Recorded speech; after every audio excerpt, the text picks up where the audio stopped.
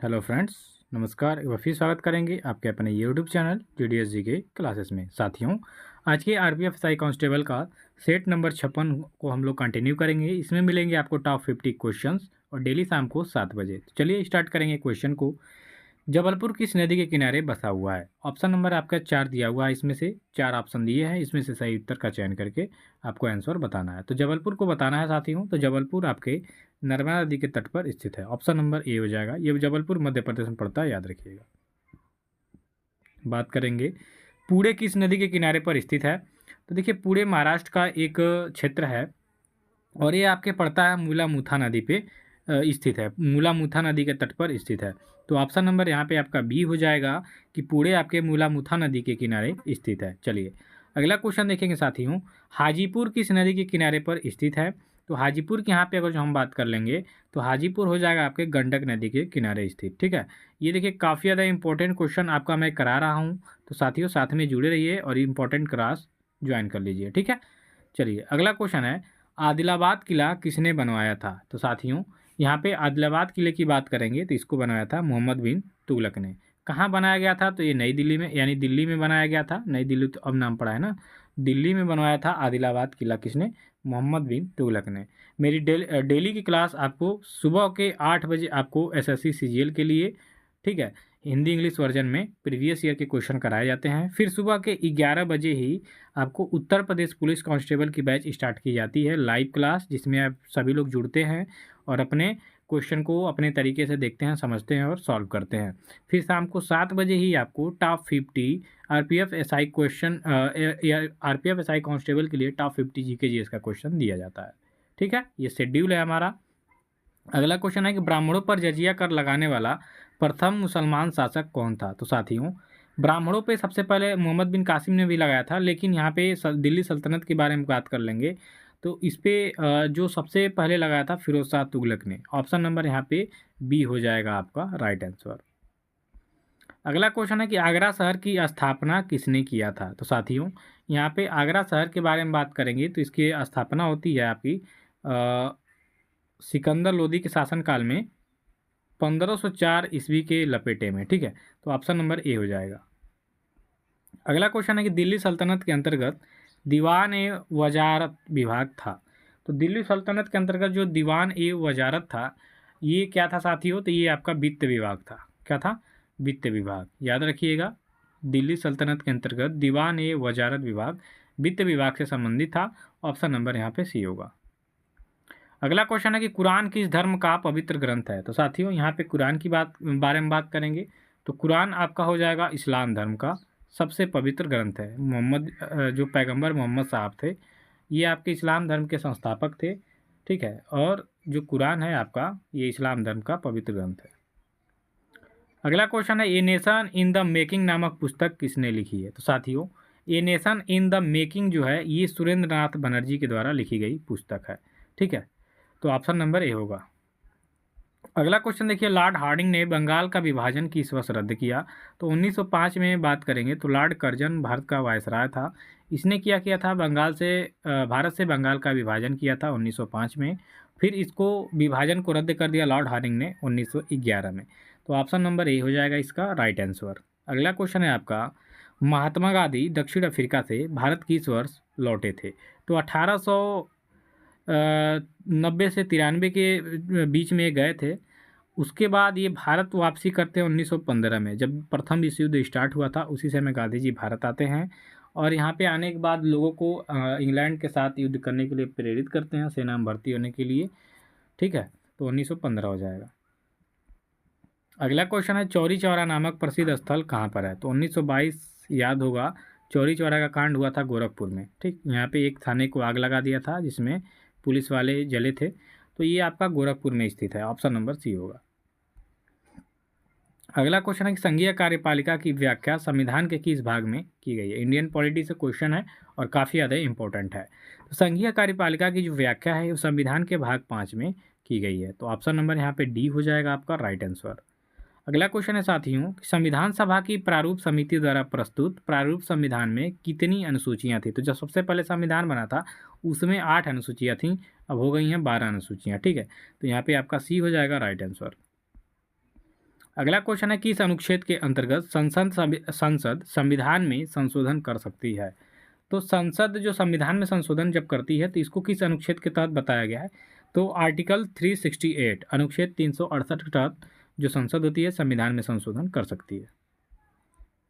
Next question है कि भारत के संविधान का कौन सा अनुच्छेद भारत में नए राज्य के गठन के लिए बताता है? ठीक है, तो नए राज्यों के गठन के लिए आपका आर्टिकल 3 जो है ये संबंधित है, तो आपका हो जाएगा बी।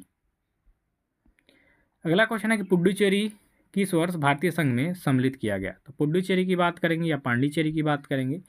तो ये आपका भारतीय संघ में 1962 में सम्मिलित होता है, तो ऑप्शन नंबर सी होगा। अगला क्वेश्चन है कि भारतीय संविधान में नागरिकता के प्रावधान कब लागू हुए? तो भारतीय संविधान में नागरिकता के जो प्रावधान है साथियों, इसके बारे में चर्चा करेंगे, तो ये आपके 1949 में लागू हुए थे, तो सी हो जाएगा इसका राइट आंसर। अगला क्वेश्चन है कि निम्नलिखित में से कौन सा मूल अधिकार नहीं है? ये काफ़ी ज़्यादा इंपॉर्टेंट है, कई सारे एग्जाम में, मैं बीएड का भी पेपर दिया था उसमें भी एक क्वेश्चन आया था, और कई सारे वनडे एग्जाम और एकेडमिक एग्जाम में ये सारे क्वेश्चन आते हैं। तो निम्नलिखित में से कौन सा मूल अधिकार नहीं है? तो संपत्ति का अधिकार नहीं है, डी हो जाएगा। अगला क्वेश्चन है कि भारतीय संविधान के किस अनुच्छेद में संवैधानिक उपचारों का अधिकार दिया गया है? तो संवैधानिक उपचार की जब भी बात करेंगे तो साथियों ये अनुच्छेद 32 में दिया गया है, तो आपका हो जाएगा आर्टिकल 32 ऑप्शन नंबर डी।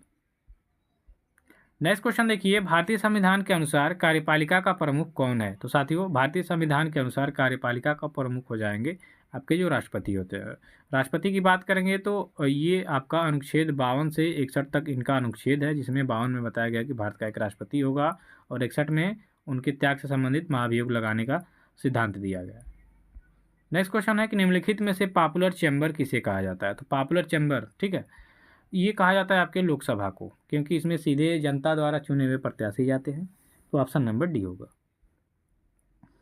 अगला क्वेश्चन है कि भारतीय रेलवे को सर्वाधिक राजस्व की प्राप्ति किससे होती है? तो भारतीय रेलवे को सबसे ज़्यादा माल ढुलाई जो है ये रेलवे में सबसे ज़्यादा राजस्व प्रदान करता है, क्योंकि यात्री तो ज़्यादातर बिना टिकट के ही यात्रा कर लेते हैं, लेकिन माल ढोएंगे भाई तो पैसा देना पड़ेगा रेलवे को, तो इसीलिए इससे ज़्यादा कमाई होती है, सी हो जाएगा। अगला क्वेश्चन है कि भारतीय अर्थव्यवस्था को गति देने वाला परिवहन का मुख्य साधन क्या है? तो भारतीय अर्थव्यवस्था को गति देने वाला परिवहन है आपका रेलवे नहीं रहता तो भारत में जो व्यापार है भारत के अंतर्गत राज्यों स्टेट वाइज का ये जल्दी नहीं हो पाएगा। अगला क्वेश्चन है, मैत्री एक्सप्रेस रेलवे सेवा का संबंध किससे है? तो भारत और बांग्लादेश के बीच जो मैत्री एक्सप्रेस चलती है इसका संबंध है भारत और बांग्लादेश से, तो ऑप्शन नंबर यहाँ पे डी हो जाएगा। अगला क्वेश्चन है कि भारत सहायता क्लब की स्थापना किस पंचवर्षीय योजना के दौरान की गई थी?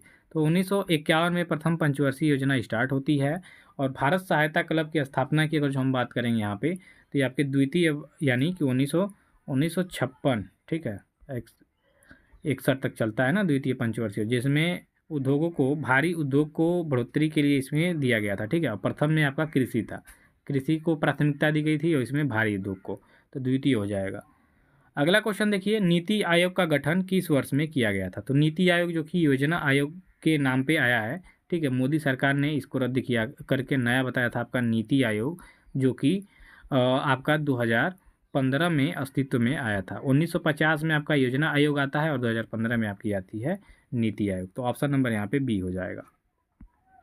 अगला क्वेश्चन कह रहा है यहाँ पे, जुलू जनजाति निम्नलिखित राष्ट्रों में से किस में पाई जाती है? अब यहाँ पे जुलू जनजाति की बात आई है तो ये आपके दक्षिण अफ्रीका में पाई जाती है, ऑप्शन नंबर डी होगा।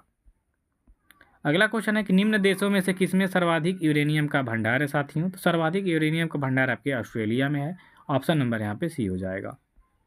अगला क्वेश्चन देखिए, इसमें से चांदी का सबसे बड़ा उत्पादक देश कौन है? तो साथियों इनमें चांदी का सबसे बड़ा उत्पादक हो जाएगा मैक्सिको, तो ऑप्शन नंबर डी करेंगे।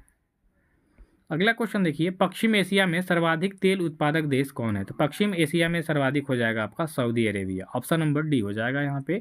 चलिए अगला क्वेश्चन है कि विश्व में खनिज तेल का सबसे बड़ा उत्पादक देश कौन है? तो विश्व में खनिज तेल की बात की गई है, ये आपका यूएसए यानी यूनाइटेड स्टेट ऑफ अमेरिका यानी संयुक्त राज्य अमेरिका हो जाएगा। अगले क्वेश्चन में कह रहा है किस प्रकार के प्रदूषण से बचाव के लिए ग्रीन मफलर का उपयोग किया जाता है? ये काफ़ी ज़्यादा इंपॉर्टेंट होगा ग्रीन मफलर, तो ये आपके ध्वनि प्रदूषण से संबंधित है, ऑप्शन नंबर बी हो जाएगा। अगला क्वेश्चन है कि निम्नलिखित में से कौन सी नदी डेल्टा का निर्माण नहीं करती है? तो इनमें से कौन सी ऐसी नदी है जो डेल्टा का निर्माण नहीं करती है, इसको बताना है साथियों, तो ये आपकी नर्मदा नदी हो जाएगी, ऑप्शन नंबर ए। नर्मदा नदी आपके लाइफ लाइन है मध्य प्रदेश की। झूम क्या है? सभी लोग झूम खेती का नाम आपने सुना होगा, तो झूम एक खेती की पद्धति है, तो ऑप्शन नंबर ए हो जाएगा। अगला क्या है कि पर्यावरण संरक्षण अधिनियम भारत में किस वर्ष लागू किया गया? तो पर्यावरण संरक्षण अधिनियम की यहाँ पे बात करेंगे तो ये 1900 आपका हुआ था 86 में, ऑप्शन नंबर डी हो जाएगा। अगला क्वेश्चन है कि विश्व में ऊर्जा संकट का समाधान क्या है? तो वही वैकल्पिक ऊर्जा, सीधा सीधा यहाँ पे आपका दिख रहा है।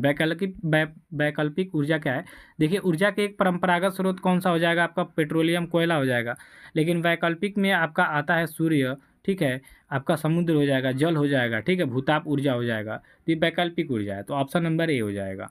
चलिए, अगला क्वेश्चन हो जाएगा कि नीली क्रांति से आशय है? तो नीली क्रांति सीधा सीधा जानते हैं कि ये मछली के उत्पादन से संबंधित है, तो साथियों इसका राइट आंसर सी हो जाएगा। अगला क्वेश्चन है कि विश्व में निम्न में से किस देश में सर्वाधिक यौन अनुपात पाया जाता है? यौन अनुपात यानी सेक्स रेशियो की बात करेंगे, ठीक है, सेक्स रेशियो यानी कि लिंगानुपात भी समझ लीजिए। तो देखिए, सेक्स यौन अनुपात जो है ये रूस में सर्वाधिक है, क्योंकि यहाँ पे प्रति यहाँ पे 100 लोगों पे 116 महिलाएं हैं, ठीक है, तो यहाँ का सेक्स रेशियो ज़्यादा है रूस का, ठीक है। चलिए, अगला क्वेश्चन, विश्व में सबसे प्राचीन नगरीकरण का प्रमाण कहाँ में मिलता है? तो नगरीकरण की बात करेंगे तो मेसोपोटामिया की सभ्यता भी सबसे पुरानी रही है, तो ऑप्शन नंबर ए हो जाएगा इसका, ठीक है। चलिए, अगला क्वेश्चन है ग्रीन पार्क स्टेडियम आपका कहाँ पर स्थित है? तो साथियों, ग्रीन पार्क स्टेडियम की बात करेंगे तो ये आपके कानपुर में हो जाएगा, ऑप्शन नंबर ए हो जाएगा इसका, ठीक है। ग्रीन पार्क स्टेडियम आपके कानपुर में स्थित है। अगला क्वेश्चन है कैप्टन रूप सिंह स्टेडियम का संबंध किस खेल से है? तो कैप्टन रूप सिंह स्टेडियम का संबंध यहाँ पे देखेंगे तो ये आपके हॉकी खेल से संबंधित हो जाएगा, ऑप्शन नंबर बी हो जाएगा। अगला क्वेश्चन है कि रंगास्वामी कप का संबंध किससे है? तो साथियों इसका संबंध हो जाएगा आपके हॉकी के खेल से, ऑप्शन नंबर ए होगा। चलिए, अगला क्वेश्चन, एजरा कप का संबंध किससे है? तो साथियों एजरा कप के बारे में बात करेंगे तो इसका संबंध हो जाएगा आपके पोलो से, तो ऑप्शन नंबर डी होगा। अगला क्वेश्चन है कि नॉकआउट शब्द का संबंध किस खेल से है? तो नॉकआउट की बात करेंगे तो नॉकआउट आपके मुक्केबाजी में होता है, तो ऑप्शन नंबर ए हो जाएगा। अगला क्वेश्चन है गैम्बिट शब्द किस खेल से संबंधित है? तो गैम्बिट शब्द होता है आपके शतरंज से, ऑप्शन नंबर ए हो जाएगा इसका। अगला क्वेश्चन है लव शब्द किस खेल से जुड़ा हुआ है? तो लव शब्द की बात करेंगे तो ये आपके टेनिस से हो जाएगा, ऑप्शन नंबर बी। अगला क्वेश्चन है कि 2028 में ग्रीष्मकालीन, यहाँ पे ग्रीष्मकालीन है, ठीक है, ग्रीष्मकालीन ओलंपिक खेलों का आयोजन किस शहर में होगा? तो ये हो जाएगा Los Angeles, option number A. अगला क्वेश्चन है बोमियाला देवी आपके किस खेल से जुड़ी हैं? तो ये भारतीय खिलाड़ी हैं बोमियाला देवी, और इनका संबंध है आपके तीरंदाजी से, तो ऑप्शन नंबर ए हो जाएगा यहाँ पे। अगला क्वेश्चन आपका कह रहा है कि बुला चौधरी निम्न में से किस खेल से संबंधित हैं? तो बुला चौधरी के बारे में बात करेंगे तो आपके तैराकी से संबंध रखने वाली खिलाड़ी हैं, ऑप्शन नंबर ए हो जाएगा।